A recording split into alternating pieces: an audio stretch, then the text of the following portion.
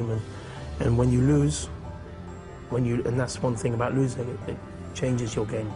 You know, it makes you play better because you don't want to feel that feeling again. You know, it's like the only way I can put it, it's like a little kid putting his hand on the fire. He'll do it once, he'll know not to do it again because he doesn't want to feel that pain. So when you put your money in the middle, and there's money in the middle, I know I'm beat. Thinking, he's looking at his chips right now, thinking, am I going to buy in again? Do I go deeper? And if that's distracting him from the game, it's going to be a problem. Absolutely.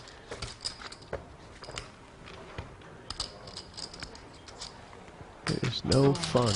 Not feeling good at the moment. No. I think with most gamblers, or most poker players, you remember the times when you've had a session where you lose a lot than you do when you win a lot. In fact, do you have that? I mean, I definitely think so. Yeah, for almost all poker players, losing is worse than winning is good.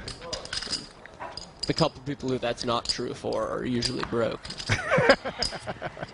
It burns into your brain, doesn't it? Yeah, I'm not joking. Yeah, no. Nobody is just the same whether they win or lose. Some people take losing harder. Some people get more excited about winning. The ones who get more excited about winning, they go broke. If losing doesn't hurt, you don't hold on to your money as a poker player. I think that's very well said. Although on the outside, show nothing. Of course. And you can see the table chat has sort of slowed down. Sammy, I think, very pensive right now. And Tom almost a little uncomfortable. The guy who's winning to decide how the game goes from here. Yeah. Yeah, it's an interesting phenomenon. Obviously, no one would accuse Tom. Did you have a hand there? I'm not going to bet like... What did you have? You didn't have a bet. Yeah, you didn't have a bet. Referring back to that flush. Yeah. Made down the river. And yeah, it did hurt because it was quite a nice bet by Sam. Probably one of the better bets he's made. I think so. I think that he should have been doing more stuff like that over the course of this match. But yeah, just unlucky timing there to run into the flush.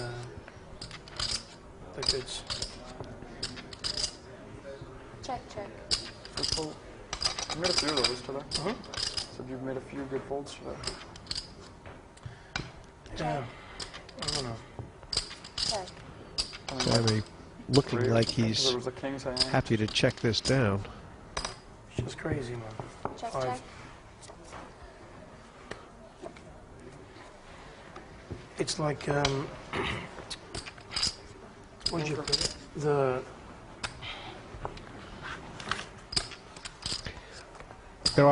It is what you're saying, the unwritten rules sort of in poker. I've got a chance to at winners, least try and win back. You don't usually quit when you're winning. Obviously, you can, and sometimes you have to. Right. But, yeah, if the guy who's down wants to keep playing, it is sort of unwritten etiquette that the winner is supposed to oblige him within reason. If you've been playing for 16 hours and you're starting to fall asleep at the table or at the computer, then obviously, at some point, you can say, no, I've had enough. But it's 7 dudes. Yeah. And being a guy, they call him a hit-and-run merchant, don't they? It's online, it happens live. It's not something people like to be labeled with, and yet sometimes those guys end up being big winners. Yeah, absolutely. It's an accusation that people make of Phil Ivey online a bunch, that he'll play such short sessions, but it works for him. And 5,000. Pass. And at the end of the day, people come to expect it and get less offended by it because they know it's coming, but it's a funny part of the game, though, because it's certainly not against the rules, and at the end of the day, everyone is there to win money. Yeah, but it makes people not want to play with you as much if you don't follow those unwritten rules. And I think as far as this Durrrr challenge goes, a lot of it is going to depend on how Durrrr handles situations like this. It's like kind of situation where, 5,000. you know, top pair against second pair, Sammy should be winning some money here, right? I think so, yeah. He got the one bet in on the turn. I would think he's going to put another one in on the river. Oh, God. Most possible cards. Oh, my gosh. This is just... That's brutal. That's a yeah, brutal this is river. cruel. And now Tom's going to raise, and Sammy's going to fold and torture himself over it again. Tom must actually be kind of hating that card. I mean, I don't know, he's not, but it looks like he almost feels bad to raise. Yeah.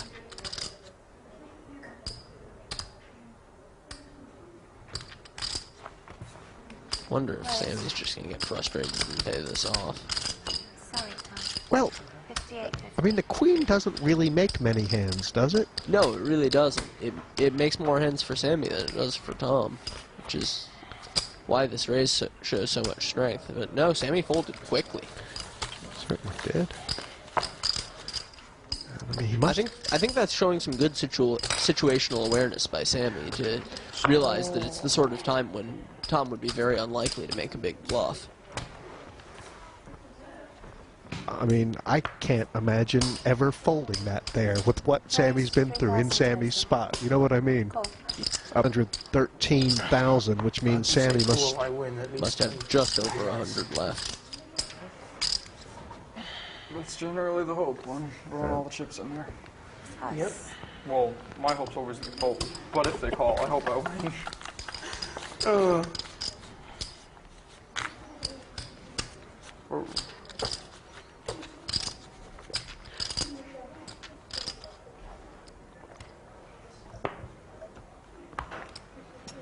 as you said, is definitely a playable stack. I mean, 100K, 100 big blinds, but there seems to be this sort of, with all those chips in front of Tom, that Sammy's kind of deciding, look, I'm going to play these out and then I'll see what happens. Yeah. We raised to 11,000 plus. And perhaps it's a good thing because he's playing a little more aggressive, which that's what he needs to be doing anyway. I think so.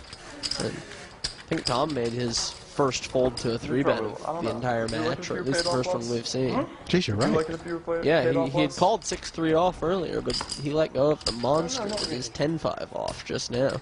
I mean, why would anyone like being paid off less? Well, then you can bluff more. Pretty relevantly, when he called 6-3 off, they were over 400 big blinds deep, and now they're just barely over 100. And that is a huge thing, isn't it? Yeah.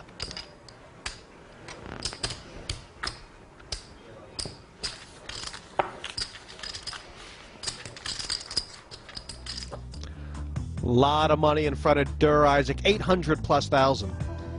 He's got to be seeing Sammy stack and hoping he can just take the last of it sometime soon. I'll be joined for analysis throughout this match by the brains and the heart of British poker, Roland DeWolf and Neil Channing.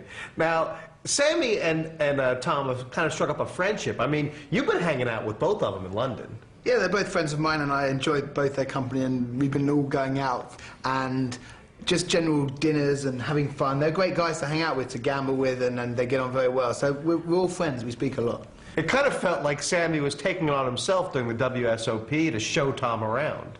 Yeah, I actually found it quite amusing. To be honest, I was really surprised, Roland, that you three, you seem like a sort of fairly... I mean, you